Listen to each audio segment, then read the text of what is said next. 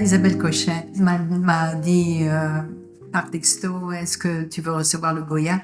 Et comme j'aime beaucoup Goya, c'était impossible de pas dire oui. Non, mais à part la plaisanterie, plaisanterie à part, on dit plutôt, quand on reçoit un prix, c'est vrai que ça demande un peu de travail quand même, parce qu'il faut penser à ce qu'on doit dire.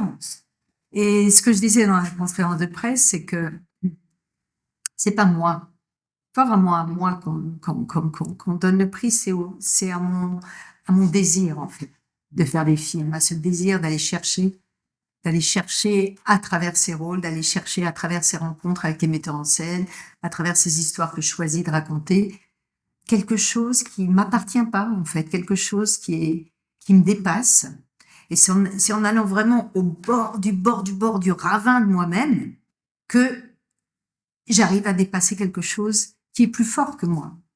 Donc c'est en fait pour moi un prix, ça parle de ça, ça parle de ce désir d'aller au bord de quelque chose pour sauter dans l'inconnu, parce qu'il y a que ça en fait qui est complètement enivrant quand on joue ou quand on va dans un film comme actrice.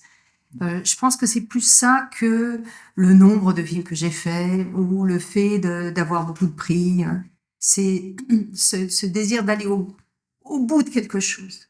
C'est vrai que je suis absolument mais étonnée de cette invitation, de ces invitations, et ça me touche beaucoup. Ça,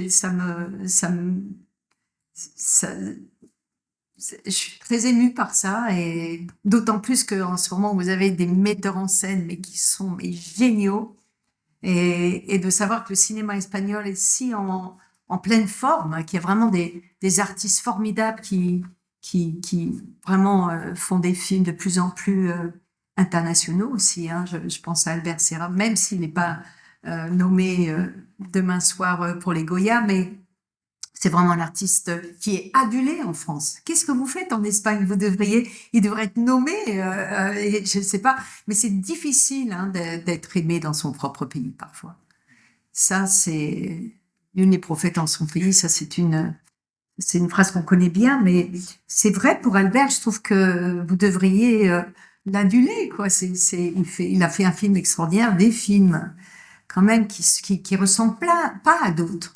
On attend de l'artiste quelque chose de nouveau, quelque chose qui a jamais été fait, quelque chose qui vous emmène vers un risque qui peut à la fois déplaire, mais c'est ça qui est intéressant, c'est les contrastes.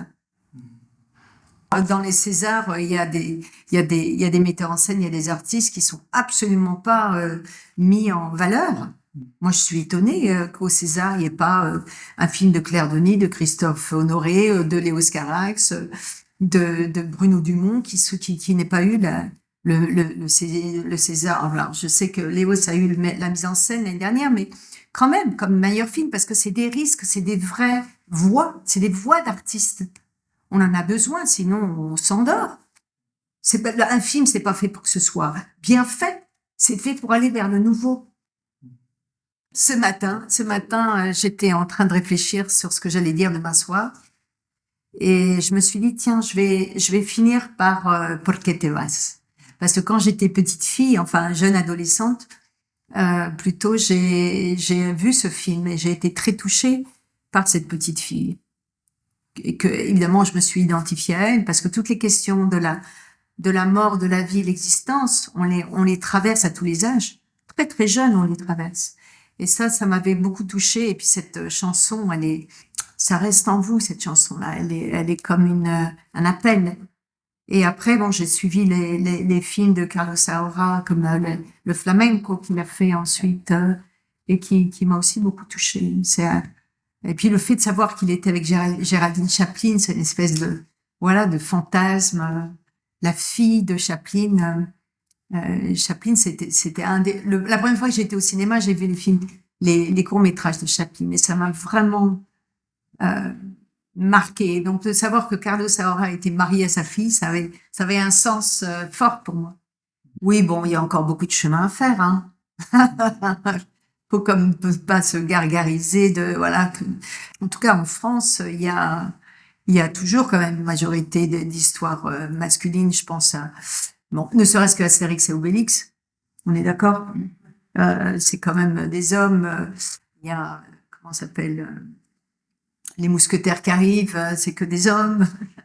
Il y a le comte de Monte Cristo, le comte de Monte Cristo qui arrive aussi. Enfin, il y a beaucoup d'histoires qui sont basées sur des hommes, mais vous allez voir, les femmes vont pas se laisser faire.